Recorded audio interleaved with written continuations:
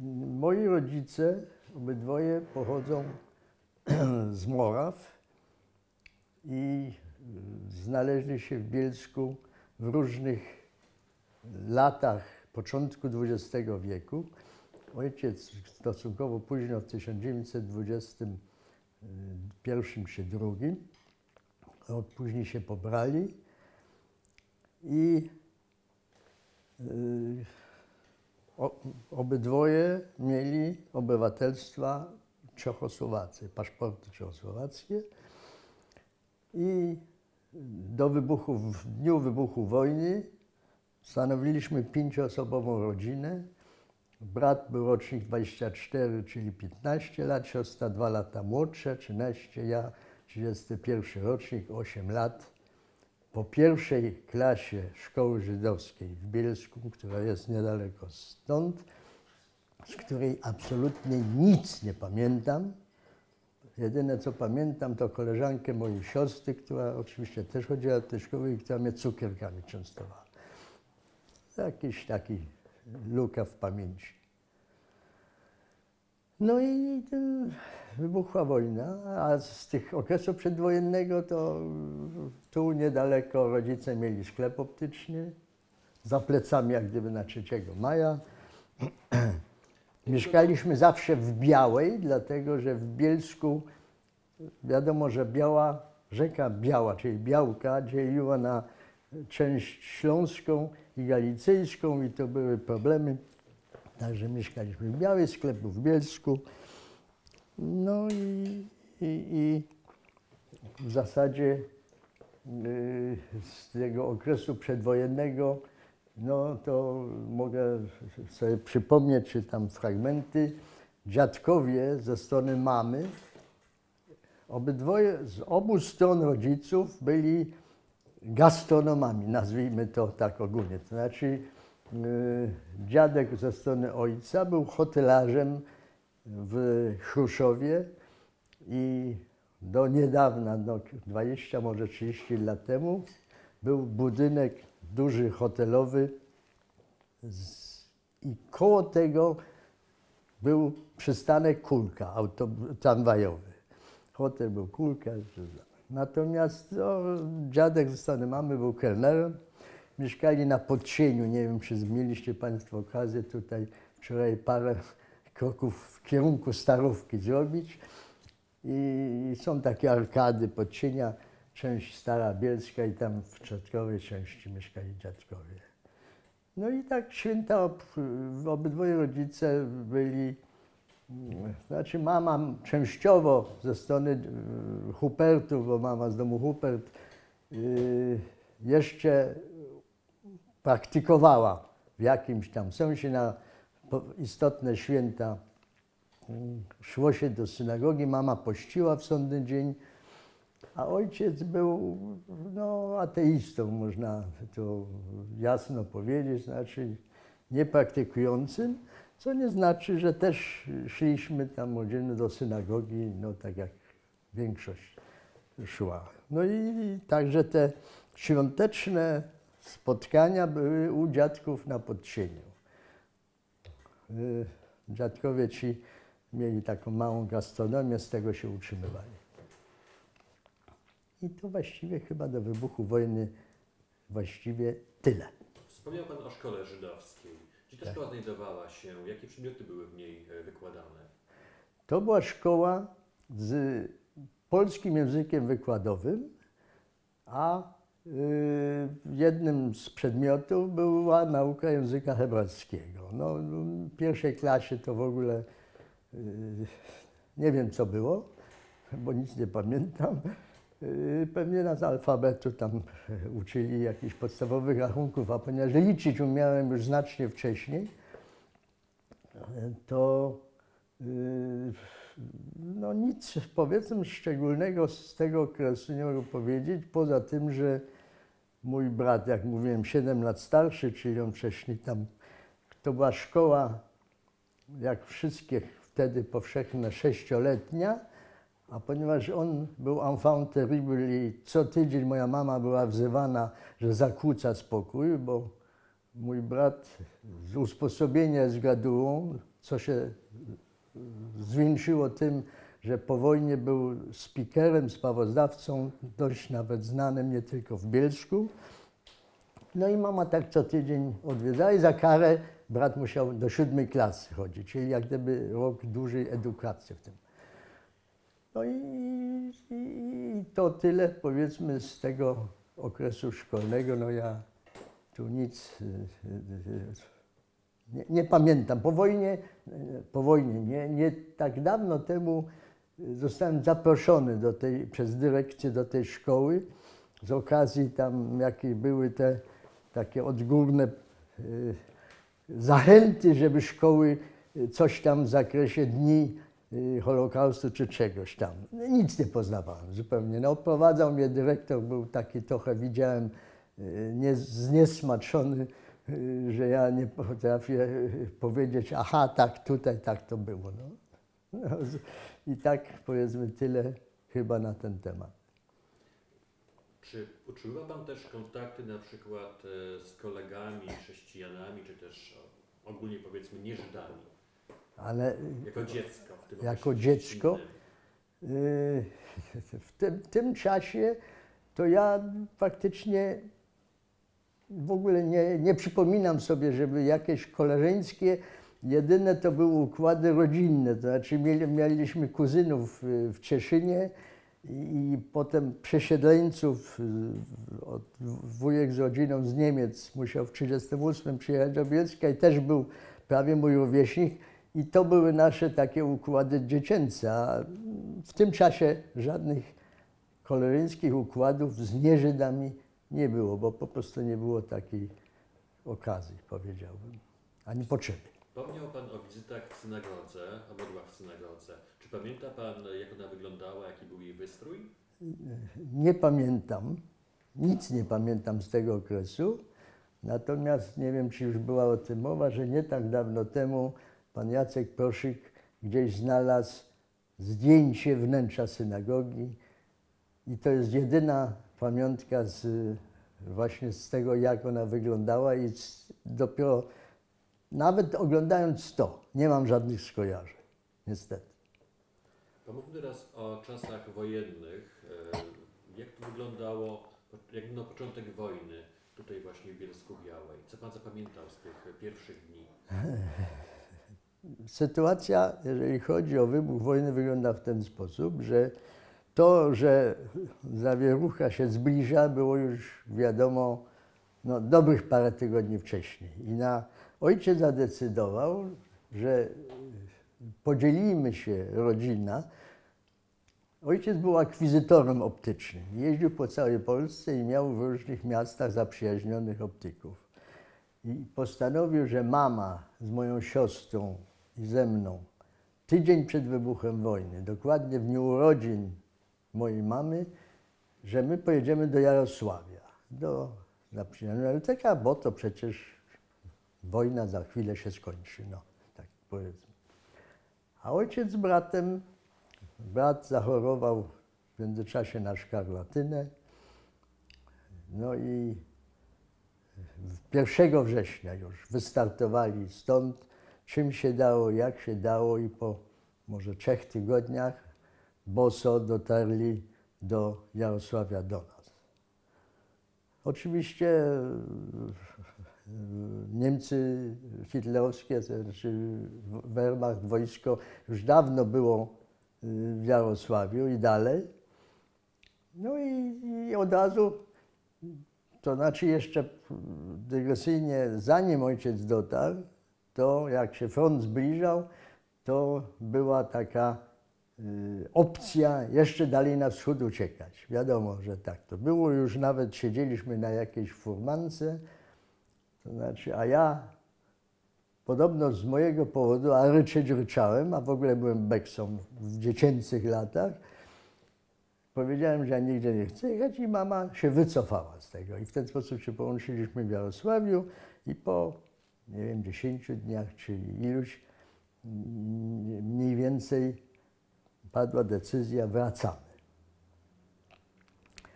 No, powód był taki, że pierwszy raz już padło słowo Żyd. Znaczy jechaliśmy wagonami jakimiś tam towarowymi do Krakowa i co było, pociąg się zatrzymywał, to drzwi się otwierały i po niemiecku sind Juden da, Juden raus, czyli jak Żydzi są, wynocha.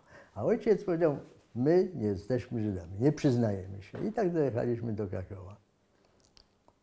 Ojciec powiedział, że on do Bielska nie wraca, bo tu w Bielsku już przed wojną były działania takie profaszystowskie, tu były grupy, tu się wiele działo w tym zakresie. Ale jako obywatele Czechosłowacji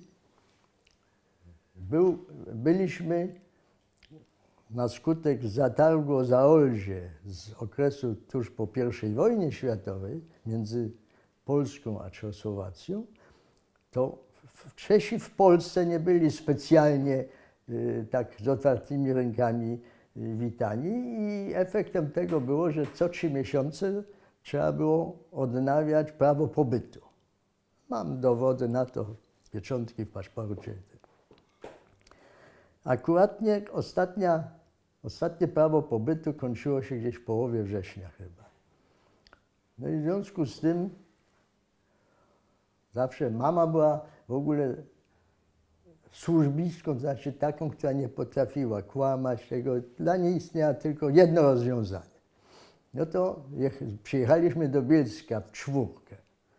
Tylko ojciec został w Krakowie po to, żeby jak gdyby przedłużyć prawo obywatelstwa, nie wiadomo co, pobytu. O dziwo, nasze mieszkanie w Białej nie było zapieczętowane, bo to był taki dwupiętrowy mały dom, niedużo lokatorów.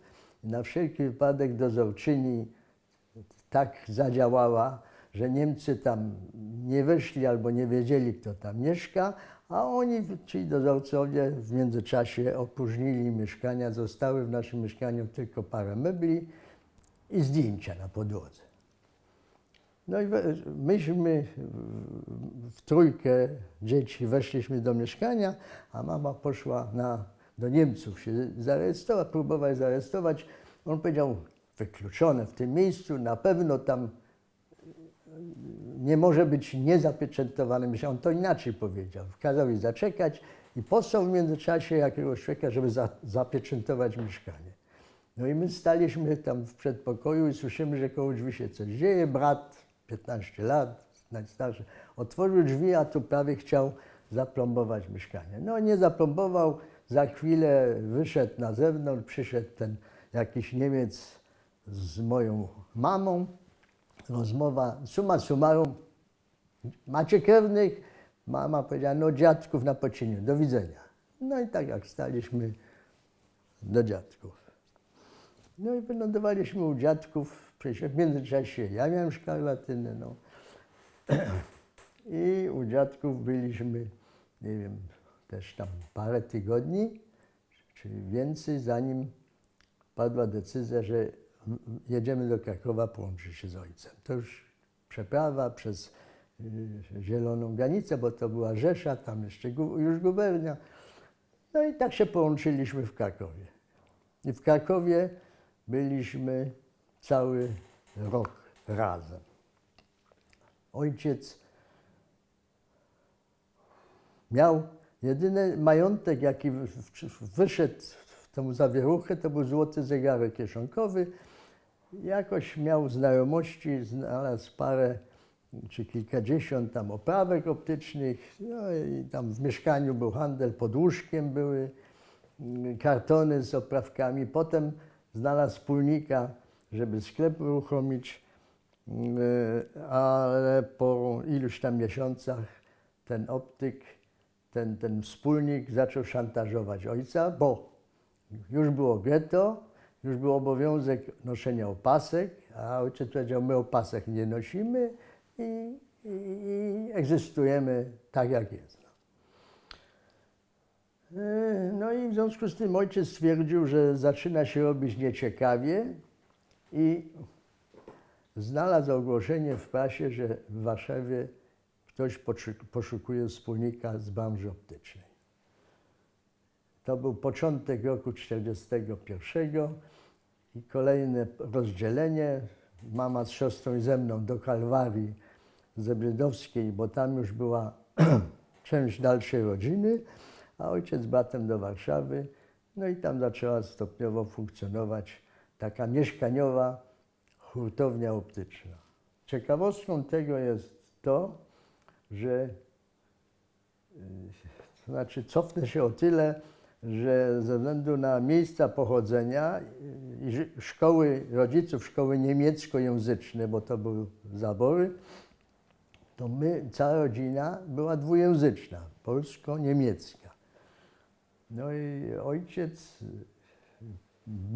wykorzystywał swoje znajomości wcześniejsze do tego stopnia, że jeździł do Berlina po towar. A pod koniec, na przełomie I wojny światowej, pracował w ogóle w sklepie optycznym w głównej na Lindenstraße w Berlinie, w centrum miasta. A brat w międzyczasie został wysłany do Chruszczowa, do miejsca urodzenia ojca, po tak zwany domowski list. To u Czechów jest takie jak gdyby stwierdzenie przynależności do społeczności lokalnej. No i 40 rok, już tu okupacja, brat 16 lat pojechał, przywiózł i był kolejny dokument jakiś na tyle wystarczający, że jak ojciec z bratem pojechali do Warszawy, to po raz pierwszy powiedział: nie rejestrujemy się jako Żydzi, znaczy jako Czesi, ale nie Żydzi, czyli obywatele protektoratu Czech i Moraw i tyle. No i to pozwoliło nam egzystować o tyle, nawet można powiedzieć w miarę komfortowo, że jako obcokrajowcy uznani mieliśmy te same kartki żywnościowe co Niemcy. W odróżnieniu od głodowych kartek, które obowiązywały dla Polaków. Rozumiem, że te dokumenty tożsamości, dokumenty czeskie nie zawierały informacji o pochodzeniu czy też o wyznaniu. Nigdzie, nie. Jedyny ślad, który mógłby, jak gdyby kogoś, kto by był dociekliwy, dzisiaj nie, ale wtedy mam tu na tytułowej stronie paszportu mojej mamy figurują imiona dzieci. Mój brat miał imiona Hans Dawid.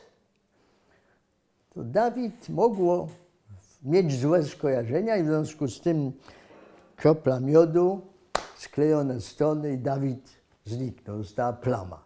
Został Hans, Eryka, bo to jak oni się urodzili, to jeszcze w dużym stopniu język niemiecki obowiązywał, również tu.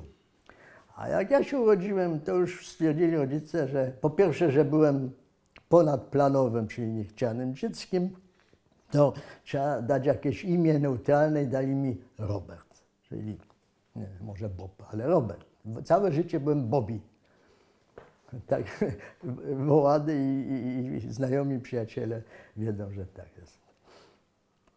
No i do Warszawy, w Kalwarii, jak wylądowaliśmy w trójkę, to mieliśmy ciężki okres, nie bardzo było co jeść, to znaczy byliśmy na łasce tego, co ojciec był w stanie nam posłać.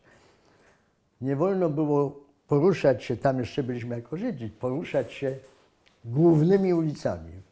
Na on czas Kalwaria Zebrydowska miała dwie główne może ulice, ale w każdym razie nie można było iść ulicą, płotkami. No i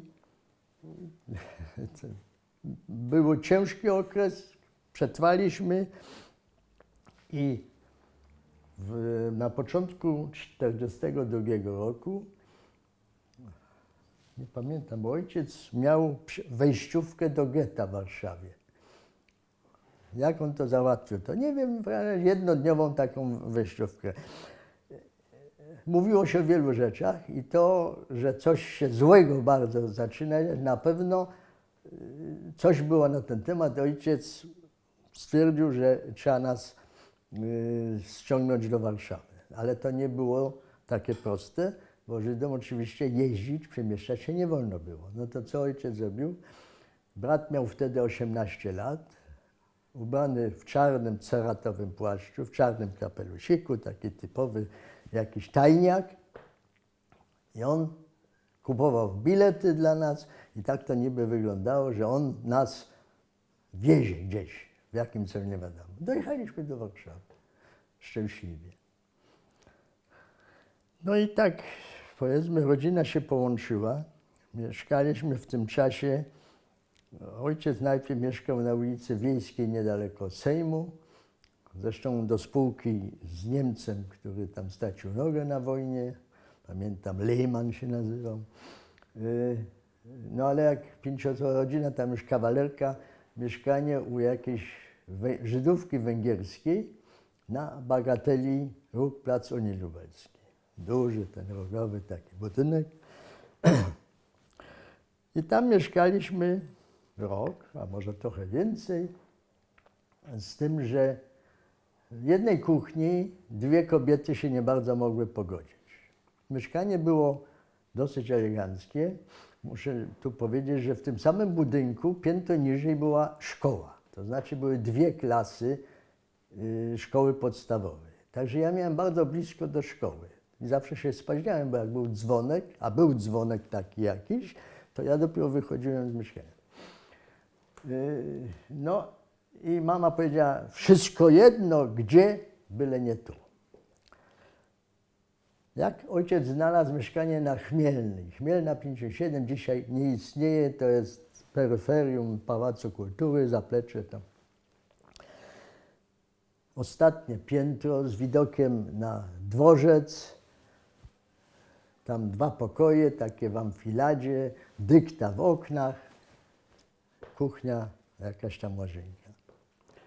No więc do szkoły miałem kawałek tam drogi, nie było problemu. Mama była cały czas gospodynią domową, znaczy gotowała, tam dbała o dom. I powiedzmy, czas płynął, możliwości zaopatrzenia tej spółki optycznej się powoli wyczerpywały i ojciec był zmuszony znaleźć sobie jakieś zajęcie, żeby utrzymać rodzinę. No po prostu nie było z czego żyć. Tak wspomagaliśmy się w ten sposób między innymi, że w ramach tych kartek żywnościowych można było za 10 deka mięsa dostać kilo pasztetowej, nie pasztetowej, przepraszam, kiszki.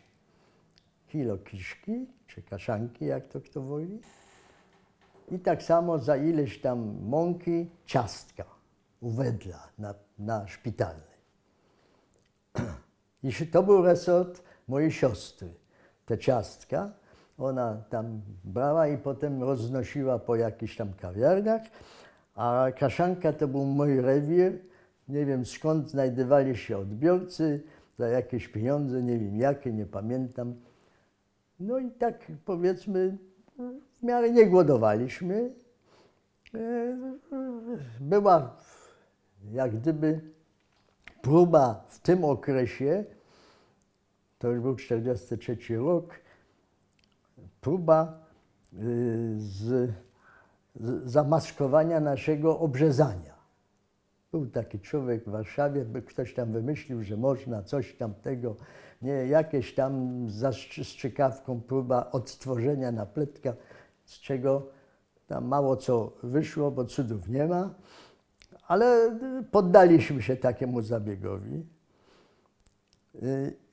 I w zasadzie ja chodziłem do tej szkoły, jak już wspomniałem, na Bagateli.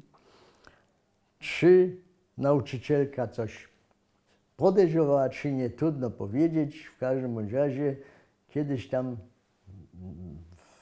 w pierwszym roku nauki na wiosnę, przed Wielkanocą, wzięła mnie do kościoła.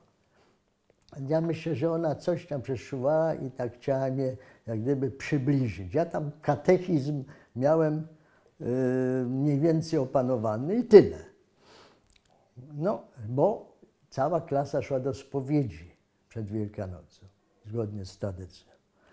No ja poszedłem raz solo wcześniej, myślę sobie, sprawdzę, nie? Oczywiście, co ja tam wyprawiałem przed tym konfesjonałem, to nie wiem, ukląkłem z przodu, przed księdzem, coś tam, nie wiem, spowiadałem się, co tam, no co ja mogłem tego. Ale na wszelki wypadek, jak klasa szła, to się z tyłu ustawiłem, przeżyłem jakoś, nie podpadłem. No i tak to, powiedzmy, ta sytuacja jakoś przez to przebrnęliśmy. I mieszkając jeszcze na Chmielnej, mieliśmy jedyny, znaczy raz miał ojciec jakiś tam, ktoś tam próbował coś szantażować, ale nic na ten temat za bardzo nie wiem, czym się to skończyło. Natomiast siostra szła, myśmy się bez jakiejś obiekcji poruszali. Ja na przykład, była taki tramwaj, zerówka w czasie okupacji, która miała tak dookoła jeździła. To ja, a tylko dla Niemców. To ja lubiłem sobie tam wejść, albo do tramwaju, gdzie był przód nur für Deutsche, tylko dla Niemców i reszta, to siedziałem z przodu. W razie czego raz poszedłem do kina na taki propagandowy film niemiecki i w połowie, nie połowie filmu Światła i z blachami niemieccy żandarmi sprawdzali po kolei. Dookoła mnie sami hajotowcy, a ja w krótkich spodenkach i bluzeczce z legitymacją z Polskiej Szkoły Powszechnej. Nie? A ich było dwóch, nie? I tak czytają, a legitymacja jest dwujęzyczna. Patrzą na siebie, patrzą. Co ty tu robisz po niemiecku? No przyszedłem na film zobaczyć. Znowu na siebie popatrzyli. No dziecko w krótki tego dali mi, poszli. Nie? Taka głupota, nie wiadomo nigdy, kiedy człowiek mógł, nie myślał. Nie było u nas w domu jakiejś atmosfery takiej, czego nie wolno. Każdy właściwie jak gdyby wiedział, jak daleko może się posługiwać, czy posunąć. A najlepiej jest, jak to przysłowie mówi, w źródle, czy jak to jest powiedzenie, w gnieździe os. W każdym razie, ponieważ jak ta spółka tak trochę skacze optyczna, w której i ojciec, i brat mój pracował, się skończyła, to ojciec znalazł zajęcie w zakładach optycznych na Gochowie, które chyba do dzisiaj istnieją, a wtedy były pod zarządem niemieckim, a brat znalazł posadę w księgarni niemieckiej na krakowskim Przedmieściu razem z słynnym dziennikarzem powojennym, kurczę, taki poliglota, niewysoki, w okularach, nazwisko mi uciekło, nieważne. W każdym razie, jak gdyby tutaj sytuacja była opanowana, ojciec od lat miał stałą siedzibę, źle powiedziałem, stałe miejsce popołudniowej kawy na ówczesnym placu Napoleona chyba, Plac Wareckich, niedaleko zburzonego tego wieżowca. No i teraz wracam do siostry. Siostrę na ulicy nagle zaczepia dwóch jakichś tam synków. Ty, Żydówka, chodź tutaj, tego, coś tam. A mówię, odczepcie się, ona z tupetem, co tego? No to chodź do policjanta, czy tam. No to podeszli, nie wycofała się, nie, bo szantażystów to wiadomo ilu było. No i znalazło się na komisariacie, na Szpitalnej, naprzeciwko Wedla, niedaleko miejsca, gdzie ojciec aktualnie w tym momencie był w tej kawiarni. I dzwonią. Mieliśmy telefon na Chmielnej, tam nad dworcem. Jakim sposobem tam, to nie wiem.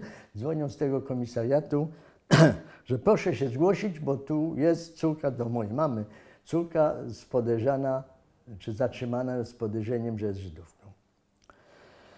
No to pod mamą się nogi ugięły, w każdym razie zleciała parę razy te pięternady do góry, w końcu mnie posłała do ojca. Rozsądniej było, żeby mama poszła, ale zdawała sobie sprawę, że ona coś tam chyba może nie tak. Pobiegłem po ojca, mówiąc w czym rzecz.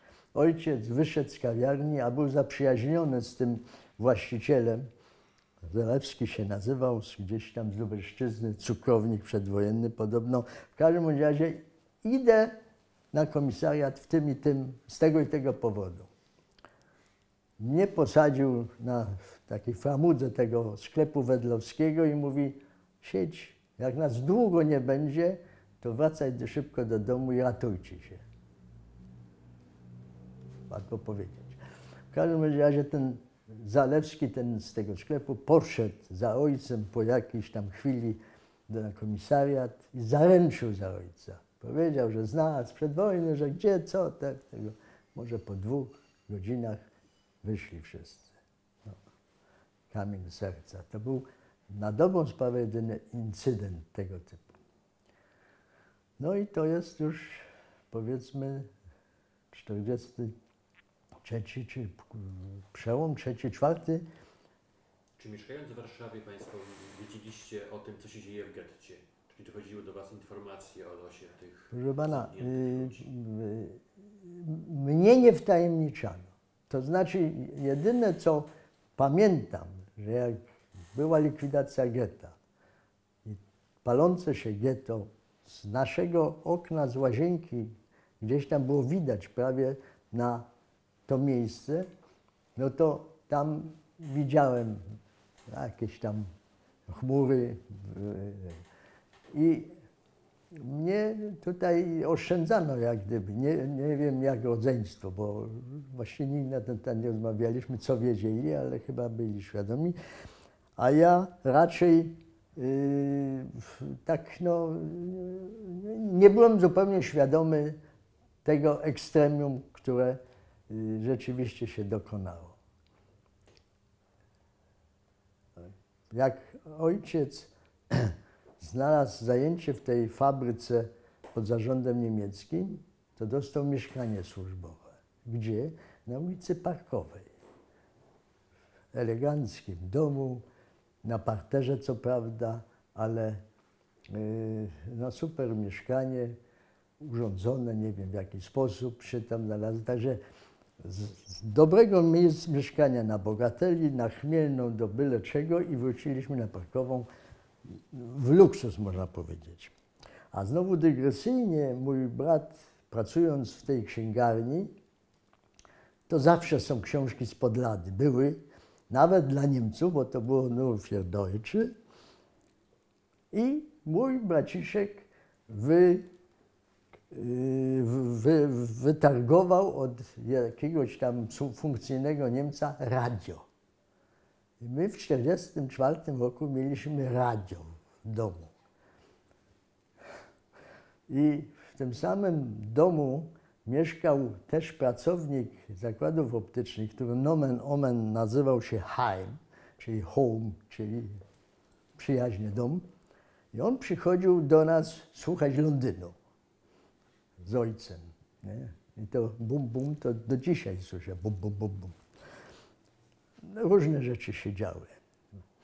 Mój brat i siostra, brat też w związku z znajomością poprzez księgarnię, a siostra jako młodsza, wciągnięta w to, a pływali przed wojną w bielskim Hakoachu, to spędzali dużo czasu na basenie Legii, no powiedzmy na kąpielisku, oczywiście tylko dla Niemców. Ja tam byłem raz może, jak mnie wrzucili, a nie umiałem pływać i bałem się wody, do najgłębszej wody, jakoś wypłynąłem na wierzch, to więcej już tam nie tego.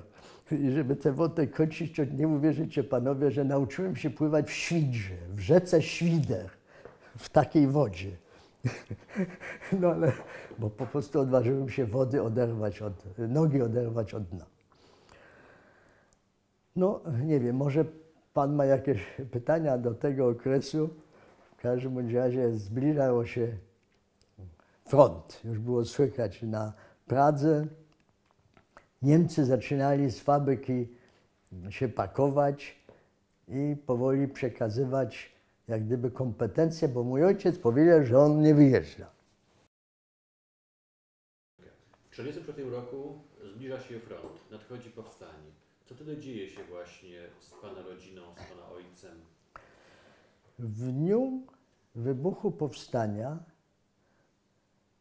Niemcy już praktycznie trochę w panice uciekali, nie uciekali, w każdym razie wycofywali się. I jeszcze przychodziły różne jak gdyby zlecenia, czy próby zleceń dla mojego ojca, który przejmował jak gdyby tam, nie wiem, nad czym rządy. Ale to już było po południu, gdzie mój ojciec sobie nie odpuścił tej kawy na tym placu Napoleona, czy Wareckich, czy jakby to tam nazwać. No i co, mama posyła mnie, idź do ojca, że jest potrzebny. Po 16 znalazłem się w pobliżu placu, a wiadomo, że godzina W była 17, ale tam ktoś rozpoczął strzelaninę godzinę wcześniej. I praktycznie na ten plac już nie było jak wejść do tej kawiarni. To znaczy ja nie znalazłem wejścia. Kręciłem się tam i z powrotem i wycofałem się. Wycofałem się w ten sposób, że o godzinie 17 wysiadłem z tramwaja, nie wysiadłem, tylko tramwaj się zatrzymał na Placu Zbawiciela i wszyscy, bo zaczęło się jakaś strzelanina, coś tam leciało. W każdym razie i do bramy się schować i do kościoła Zbawiciela vis-a-vis, bo tam najbezpieczniej. A ojciec wcześniej już wyszedł jakimś tam tylnym wyjściem i już był w domu. A brat w księgarni Broniarek, Zygmunt Broniarek, przypomniałem sobie, nie wiem, czy pan sobie przypomina, poliglota tego, był kolega sprzedający z bratem książki w tej księgarni. Stwierdzili, druga, trzecia, już pracowali na własny rachunek w tej księgarni. Jeszcze tam coś handlowali, każdy tam coś wziął i do domu. I w ten sposób cała czwórka się znalazła w domu, tylko ja najmłodszy zostałem gdzieś w mieście. W tym kościele Zbawiciela, no to czołg stanął na środku placu i tak tam sobie tą lufą jeździł dookoła. Co tam jeszcze, to nie widziałem. W każdym razie zbliżyła się noc. Gdzieś ze szpitala, który tam naprzeciwko był, matrace jakieś się znalazły. Spanie było. No, w tym wieku to przespałem i dopiero koło południa następnego dnia jakaś młoda kobieta, 30-paroletnia, powiedziała: wiesz co, ja mieszkam tu niedaleko na Polnej, ile to może się stać, to chodź ze mną. I tylko przebiegliśmy przez ulicę, już opłotkami, jak tak powiem, przez mur, tam wszędzie były jakieś możliwości przyjścia, a ona mieszkała na Polnej 40. To był taki dosyć duży, jest dosyć duży, w ten czas mi się wydało duży, może dzisiaj już nie tak, budynek nauczycielski się to nazywało, tam nauczyciele mieszkali. No, to było mieszkanie, w którym w każdym pokoju było 6 może pokoi, ktoś inny mieszkał, ona miała jeden pokój. No i miała pełną lodówkę, jajek, więc 3 dni było co jeść, a spanie wyglądało w ten sposób, bo oczywiście ona, panna, to nie wypadało, że miała w środku, to takie 2 jakieś krzesła takie z oparciami i między to jeszcze jakieś krzesło tego typu w przedpokoju i na tym się kładłem. Budziłem się na podłodze, bo to się rozsuwało, no ale w tym wieku się śpi. A w ogóle to miałem na sobie tak sandały, takie karmelitki, cienkie majtki, krótkie spodnie i bluzeczka. Cały mój ubiór, bo był piękny dzień, tak wyszedłem i tak zostałem. No to moją bieliznę to codziennie wieczorem prałem i tak wszy były potem i tak, bo jeszcze nie wiem, nie dało się inaczej. No, żywność się zaczynała wyczerpywać. Co robić? To już wiadomo było, powstała taka, jeszcze była najpierw możliwość, kto miał mąkę, piekarnie były uruchomione. Ten zapach to do dzisiaj czuję. Zresztą jak przechodzę koło piekarni, to ja powinien być piekarzem, bo ubóstwiam. Za kilo mąki dostało się kilo chleba. Bezgotówkowa wymiana.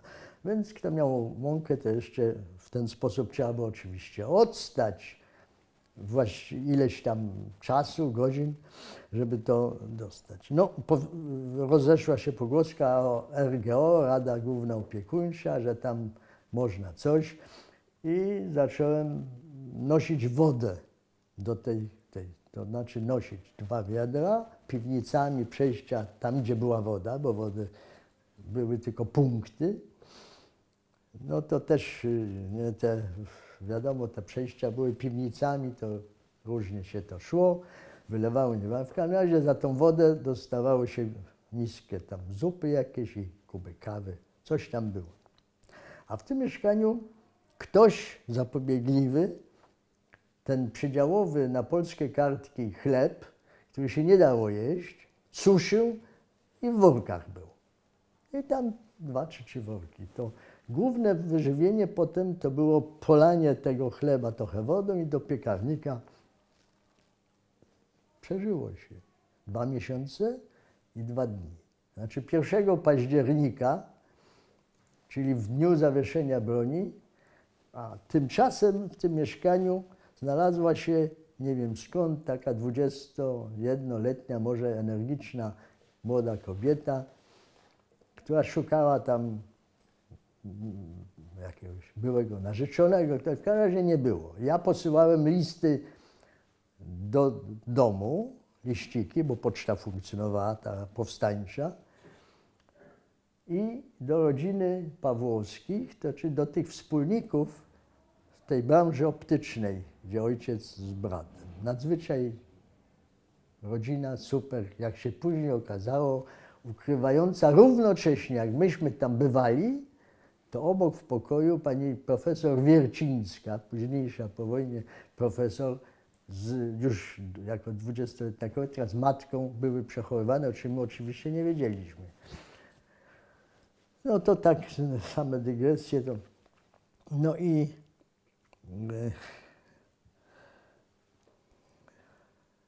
zbliżało się koniec powstania, znaczy to zawieszenie broni. Ta młoda kobieta powiedziała, idziemy w miasto, nie wiem czego. Nie? I tak szliśmy z tej Polnej do Marszałkowskiej i tymi gruzami do Alei Jerozolimskich, tym przekopem, który był, bo cały czas był na osi jerozolimskich alei byli Niemcy.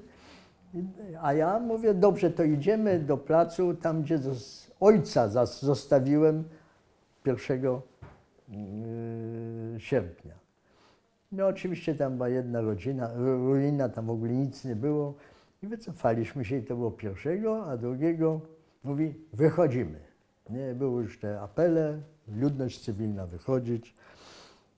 No i załadowała mi na plec, ubrała mnie tam w jakieś rajstopy, coś tam. Dała mi taki uszyty z worka plecak z jakimiś rzeczami od tego niby narzeczonego, nienarzeczonego. I idziemy, nie? Idziemy Polną, a Polna to były wtedy jedna strona zabudowana, a druga ogródki działkowe. Nie?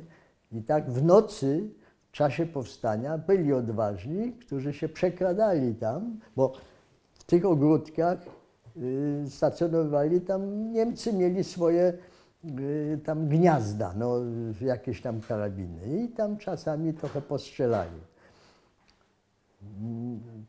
Tym, którym się udało, to przynieśli jakieś pomidory i handlowali tym za duże pieniądze, jak się znalazł ktoś, kto odbierał to. W domu, gdzie myśmy mieli, na tej Polnej 40 mieszkała Ewa Dąbrowska, nie Ewa Dąbrowska, Dąbrowska jak miała na imię? Maria Dąbrowska, zresztą jej muzeum jest tam do dzisiaj. Nie tak dawno temu byłem tam zobaczyć, czy rzeczywiście jest. I ona siedziała w piwnicy z mężem prawie cały czas i raz mnie poczęstowała kromką chleba ze smalcem. To takie detale w czasie powstania, gdzie człowiek głodował, to utknęły w pamięci. No, ale w każdym razie Niemcy oczywiście prowadzili tego 2 października w stronę dworca zachodniego byłego, nie? Tak. No ledwo wyszliśmy, patrzę na tych polach mokotowskich, a tu takie pomidory. Tego. No więc ja oczywiście łapczywie tam pomidor, 1, 2 do kieszeni, a ona słonecznik, tam pestki czy coś rozsądnie. No i tak doszliśmy do pociągu, towarowy pociąg, wagony no, otwarte, załadowali nas, wszedł jakiś wehrmachtowiec, jakiś wojak, widać ciężko zmęczony, na jakimś gwoździu powiesił karabin i powiedział tylko bez głupot i spał. Pociąg ruszył, no to tam kartki się pisało na kartkach, rzucało tam to, a nóż.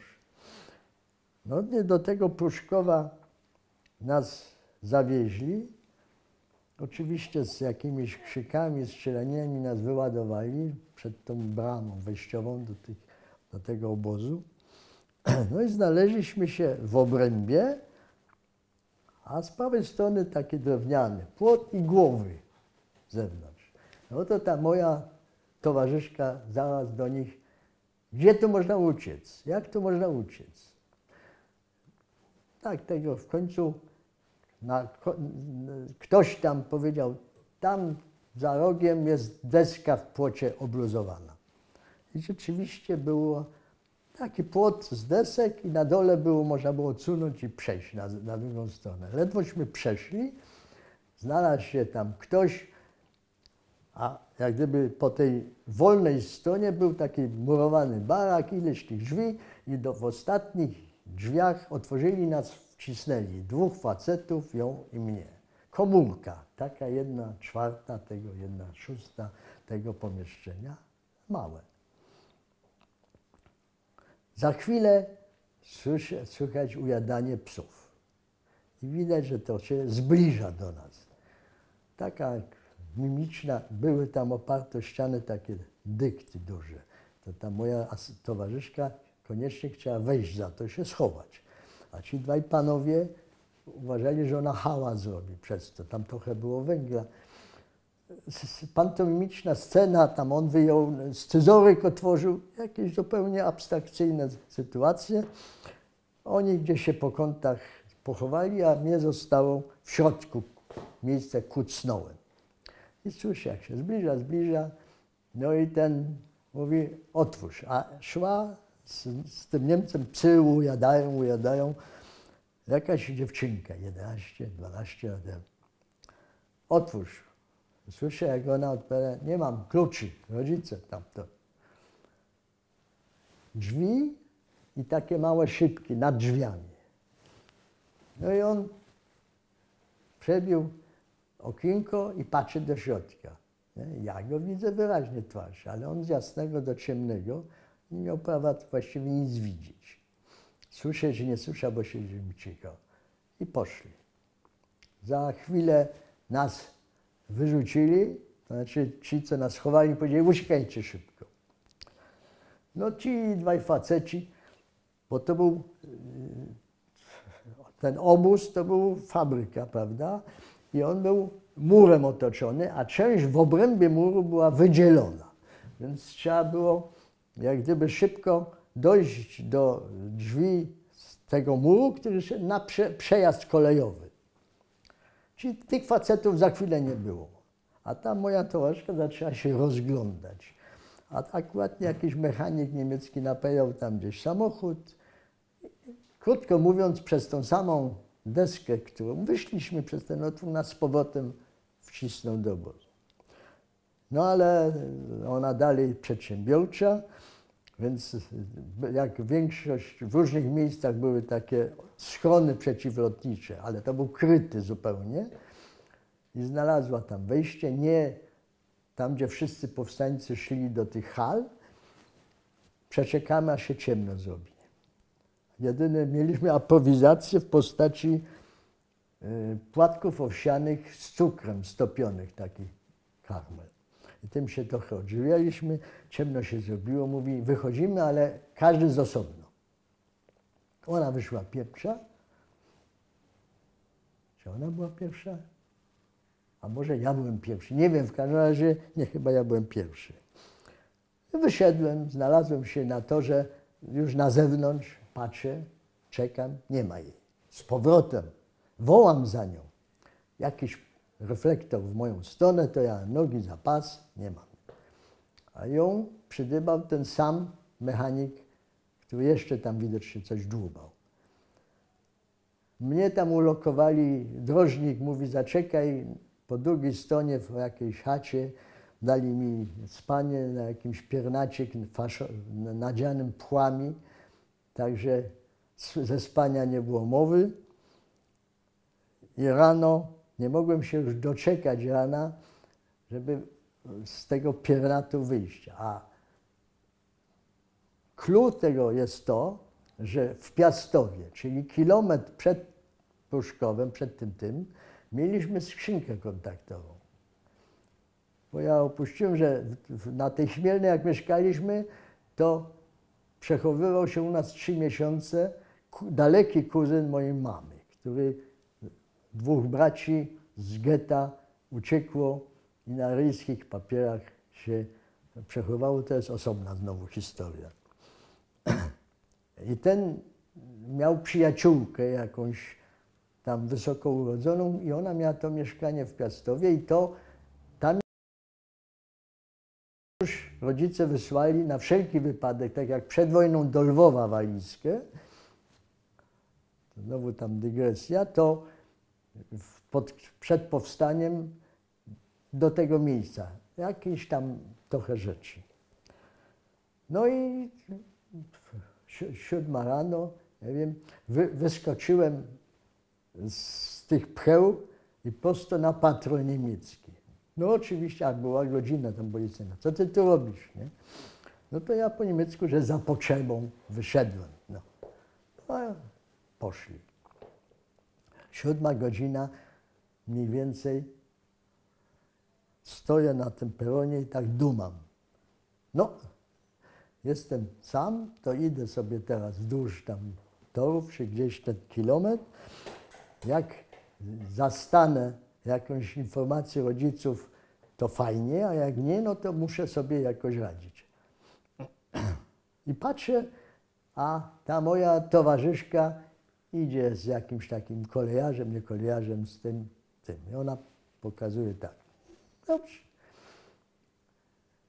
Doszedłem do Piastowa, patrzę, okno, firanka wisi, dywan wisi na oknie, nie? Zaciemnienie.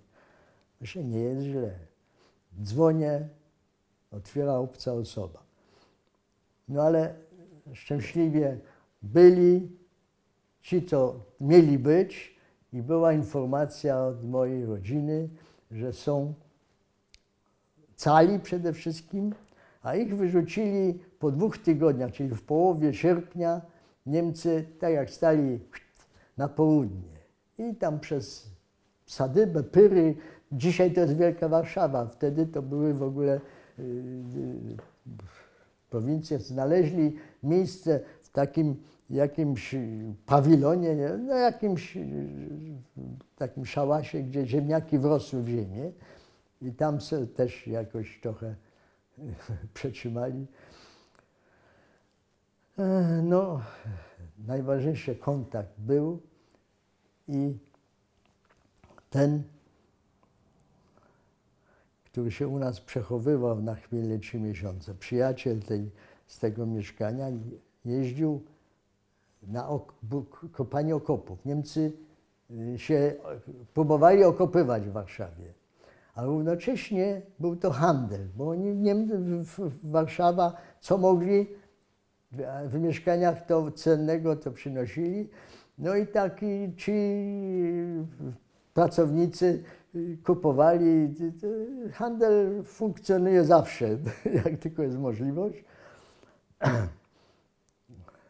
W każdym razie poprzez niego i moją siostrę doszło do tego, że po 2 tygodniach, mniej więcej, czy 3, rodzice z siostrą na furmance przyjechali do Piastowa i połączyliśmy się. A brat już wcześniej, jako 20-latek wówczas, stwierdził, że dla młodego człowieka on nie miał dokumentu. Rodzice mieli paszporty, a on nie miał właśnie tego, jest niebezpiecznie. I pojechał do Krakowa i właściwie na ochotnika pojechał w Sudety do pracy w zakładach optycznych, ale między innymi do tego Niemca, który przychodził Londynu słuchać, a wiadomo było, gdzie on żyje, no to brat tam poszedł, jakiś czas tam u niego przeżył. To jest osobna historia, to by brat musiał opowiadać, bo on miał swoje przeżycia. No byliśmy w czwórkę, w mieszkaniu się zrobiło dosyć gęsto, a Niemcy co chwilę przeglądali, czy są uciekinierzy z Warszawy i różne rzeczy nimi robili, nie? Do transportu, albo do obozu, albo gdzieś tam w teren. No to co ojciec zrobił? Poszedł do władz niemieckich, że on jest optykiem, żeby mu zajęcie dali. I posłali go do Łodzi. No i ojciec pojechał do Łodzi i w obecnej szkole filmowej, czyli w hali tam szkoły filmowej, wcześniejszej już, Niemcy mieli warsztat optyczny, to znaczy, dobrze, tak. No i obiecali mu mieszkanie i pracę. No to ojciec wrócił po nas, przyjechaliśmy w połowie grudnia 1944 do Łodzi. Mieszkanie, owszem, było nawet eleganckie, Pomorska, nie wiem, 50 tam ileś, taki budynek, 3 oficyny, mnóstwo tego, no i pusty zupełnie, a miał być umeblowany. Następny dzień ojciec tam poszedł już niby do pracy, to jakoś załatwił, że jakieś 2 żelazne, czy może 3 łóżka nam przywieźli i ze skrzyń były zrobione stół, jakieś tam, coś tam. No to już był połowę grudnia 1944. Mieliśmy tam być dzień wcześniej jakoś tak, że mój brat z Sudetu przyjechał do Łodzi, żeby się z nami zobaczyć. Przesiedział całą dobę tam na schodach, ja wiem gdzie. Niestety nasz przyjazd się przesunął i pojechał z niczym. Następne widzenie było dopiero po wojnie, w czerwcu 1945. No, żywiliśmy się głównie plackami ziemniaczanymi. Na Piotrkowskiej była taka, tam gdzie tylko taka blacha ogrzewana, dociskało się, takie beztłuszczowe. Obok mieszkał Niemiec, który w 1942 czy 1943 roku poszedł na wymianę. Mieszkał w Stanach Zjednoczonych. I Niemcy zaproponowali w pewnym momencie, nie wiem kto tutaj był inicjatorem, wymianę obywateli Stanów Zjednoczonych i niemieckich tam i z powrotem. No i on był stolarzem chyba i przyjechał do Niemiec i klął, ale został, nie uciekł razem tak jak Niemcy, tylko został. Miał problemy potem jak front, jak przyszło, myśmy tam poręczyli jak gdyby za niego, bo się zachował bardzo dobrze i pomógł w jakimś sensie nam. No, to wyszliśmy na ulicę Pomorską, patrzymy, a tu z naprzeciwka jak z podziemia wychodzą żołnierze rosyjscy. To było tak cicho to przebiegło, że właściwie można powiedzieć, że prawie że niezauważenie i zmieniła się. Widać tylko było po Niemcach, którzy panicznie się próbowali uciekać. I wtedy dopiero był chyba najgorszy okres, bo ja nie wiem, czy ja to nie uszyłem, bo nie było co jeść. No. Ale jeszcze moja mama, zawsze tam znajdzie się jakaś tam kobiety, czy wspólny język, jakaś Niemka, która zdecydowała się uciekać, powiedziała, że dała tam klucze, czy nie dała klucze, że w piwnicy są zapasy jakieś tam zrobione. Jak przyszło wyzwolenie, to w tym całym olbrzymim budynku na kilkadziesiąt ileś mieszkań zostali tylko dozorcy i my. A to co rodzice zrobili? No, nie mając gdzie porządnie się ani wyspać tego, poszliśmy do tego mieszkania tej Niemki, bo to rodzice znali. 2 pokoje w amfiladzie, nic specjalnego, kapelusznik czy jakieś tam pozostałości. Niedługo potem nagle ojciec w międzyczasie zachorował, przyszedł jakiś człowiek, że on ma przydział na to mieszkanie. Warszawiak i do widzenia. Pozwolił nam, nie wiem, przez tam tydzień czy ileś mieszkać, aż znajdziemy inne mieszkanie. No znaleźli tam rodzice, nieważne, to już dygresja. Przeprowadziliśmy się, ja zacząłem chodzić do szkoły, do pierwszej gimnazjalnej. Pierwszej klasy nic nie pamiętam. W Warszawie zacząłem chodzić do 5. klasy, byłem najlepszym uczniem, 5., 6. Miałem książkę, żeby się przygotować do kompletów gimnazjalnych, ale oczywiście przyszło powstanie. W Łodzi był egzamin wstępny do gimnazjum. Nie miałem pojęcia, tam język, nie wiem co. Ale zawsze byłem przyjmowany, miałem szczęście. Ale nie długo chodziłem, bo tam 4 czy 6 tygodni i padła decyzja, wracamy do Bielska. Ojciec przez to problemy mieszkaniowe i złe samopoczucie powiedział, on ma w Łodzi dosyć, wraca do Bielska. On pierwszy, a może zaraz z siostrą, a my z mamą drugim rzutem. Oczywiście już w tym czasie w Bielsku mieszkanie, rozsądne jakieś mowy nie było. O tym, żeby wejść do mieszkania przedwojennego, ojciec nie chciał słyszeć w ogóle, tam już ktoś mieszkał. No ale na placu Żwirki niedaleko było takie w starym budownictwie 3 duże pokoje i Rosjanie zrobili takie, w jednym spali same kozetki, w drugim była sala narad i ktoś tam pilnował, żeby jak oni wyjdą, że będzie mieszkanie. Przepraszam. No i tak do tego mieszkania weszliśmy, mieszkaliśmy 30 lat, 35 lat. No brat miał swoje przygody, takie też w Czechach różne. Wrócił w mundurze kombinowanym czesko-amerykańsko, nie wiadomo jakim.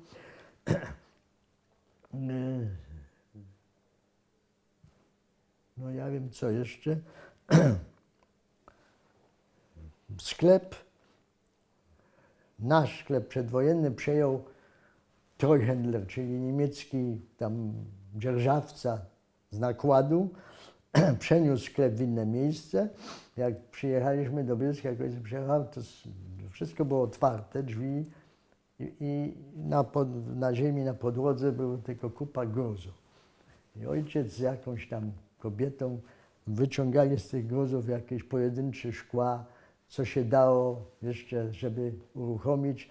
I takie były początki powojenne powrotu do zawodu i do utrzymania rodziny. No, szkoła jedna, druga, trzecia, w każdym razie czas uciekł. W międzyczasie rachunek jak gdyby bilans wojny rodzinny, pół na pół mniej więcej. 20 osób najbliższej rodziny zginęło, a 20 w różny sposób się uratowało. Już przed wojną uciekali, częściowo w czasie wojny.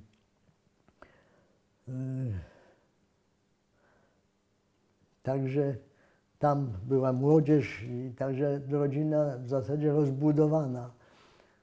Ale te kontakty, no takie, ta generacja pierwsza, która przeżyła już praktycznie ostatni Mohikanie.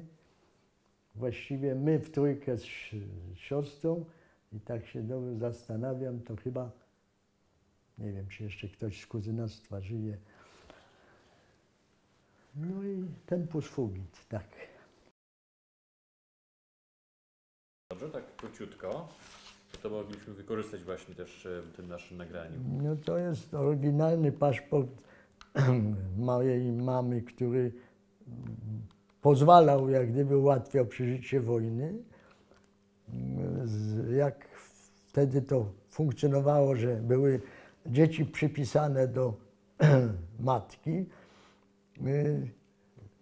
Imiona dzieci i mój brat miał imię Hans Dawid, w związku z tym Dawid został sklejony, żeby nie podpadł.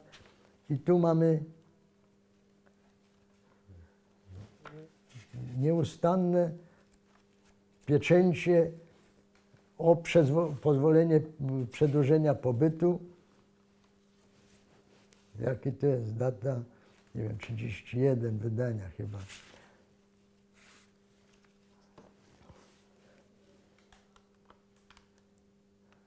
Unmeldet.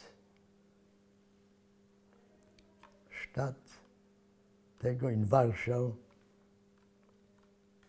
43, 20 któryś październik chyba 43. Jak będzie zrobił kopię tego paszportu, to pozwoli aparat, żeby taką kopię z tej pierwszej strony. 26 stycznia 42, jednak wcześniej. Po tej wizycie w getcie chyba ojciec podjął decyzję, że mamy jechać do Warszawy. Czy to jest przepustka jaka? Na jednodniowe wejście do getta. Tak. O, Leon Kulka, Mars, Strasse, 1, 2. No to jest zdjęcie tej naszej synagogi, jak wyglądała wnętrze. A tu jakieś też widzę zdjęcie rodzinne pana, prawda? Rodzinne? Nie, to nie jest zdjęcie rodzinne, czy ja rodzinne chyba nie wziąłem. Tak wyglądała legitymacja służbowa mojego ojca, jak w tych zakładach optycznych na Gochowie pracował, jest przedłużana jako... Także nie mijałem się z prawdą. Tak wyglądała moja klasa w Warszawie, jak chodziłem. A pan jest tutaj w którym miejscu? Tam jest chyba krzyżyk. To pan, tak? Tutaj Tak, z tą, tak. z tym X. Trochę inaczej człowiek wyglądał.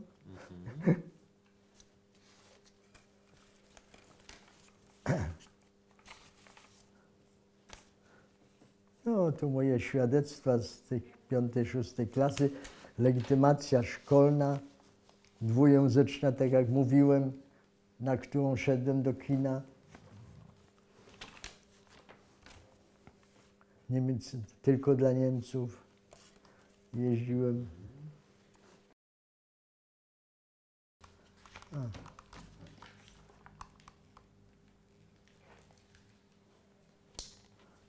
Teraz to są dwie strony tego. Tak w Krakowie rodzina wyglądała. Beze mnie, ja robiłem widocznie zdjęcie. To jest to, co jak Mama jak się przyjechaliśmy. nazywała? Słucham? Mama jak się nazywała? Huppert przez 2P. A imię? Gizela. Ale tu jest imię gdzieś w tej części, czy nie? Musi być na pierwszej. Co nie ma? Że po prostu jest w takim razie na tej pierwszej stronie było. Kulkowa. No tak. Kulkowa Gizela tutaj mamy.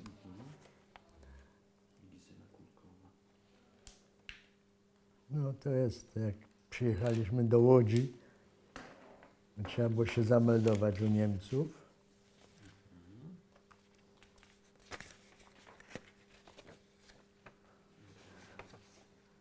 Był taki incydent 2 w czasie wojny, gdzie ojciec zachorował, miał problemy z płucami i był, a to jeszcze jest ewidencja w Krakowie, ale był w sanatorium był wysłany przez Niemców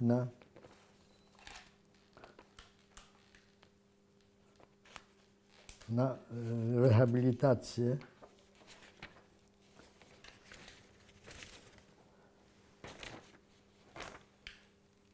Zaświadczenie wydano na podstawie tego z nim. A, no to są te prawa pobytu. Co 3 miesiące trzeba było przedłużać. Kulka Leo. O, to jest to przepustka do getta. Moja klasa w powiększeniu.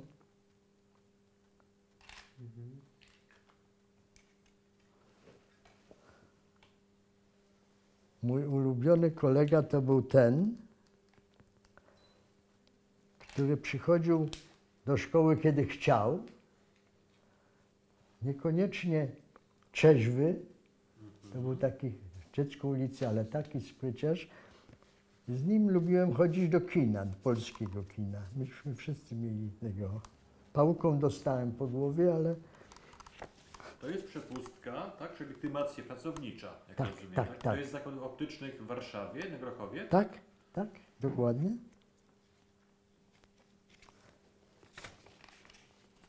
Co tu mamy? No, Deutsches Krankenhaus. Warszawa, Mokotów. Niemiecki szpital.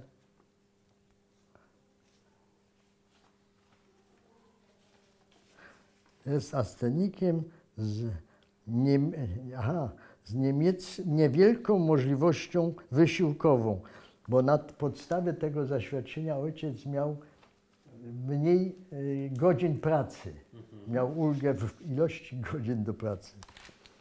A to są te tylne strony, to nic z tego.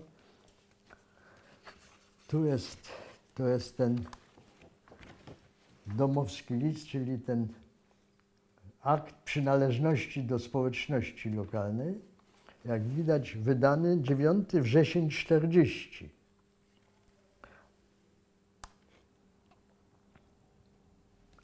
Ta szkoła była przy jakiej ulicy? pamięta Kruszów pan? nad Odrą, słucham? Ta szkoła w Warszawie była przy jakiej ulicy? Tak jak mówiłem, Róg, Bagateli i Placu Unii. Aha, w tym miejscu. Tam gdzieś chyba nie pisze, nie wiem. Ta szkoła istnieje jeszcze? Nie, to była w mieszkaniu szkoła. Rozumiem, jasne.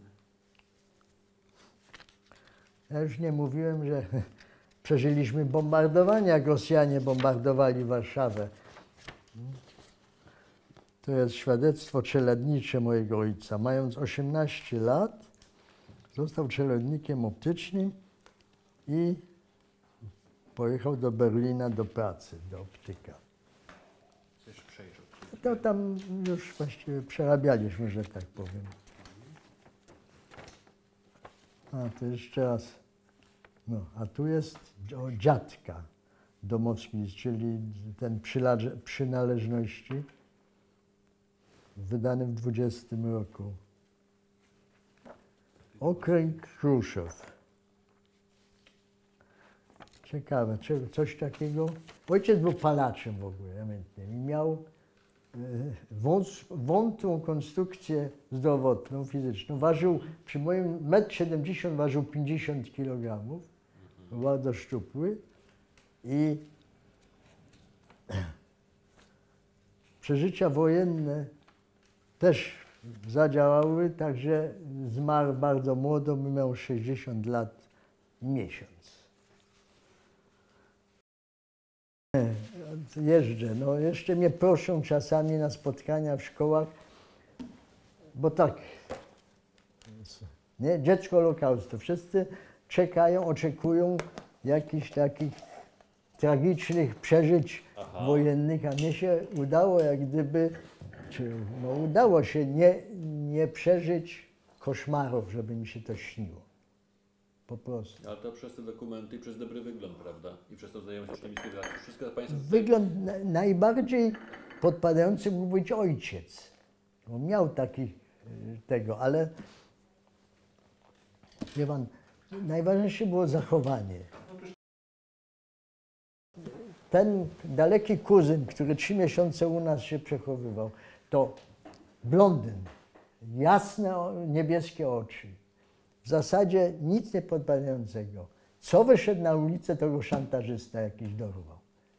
Jakieś coś w zachowaniu musiało być takiego, że tego, co nie znaczy, że szczęśliwie przeżył, wylądował w Szwecji, ożenił się, córkę miał dorosłą, która pojechała do Izraela po to, żeby się utopić w Morzu Śródziemnym. Nieszczęśliwy wypadek. No takie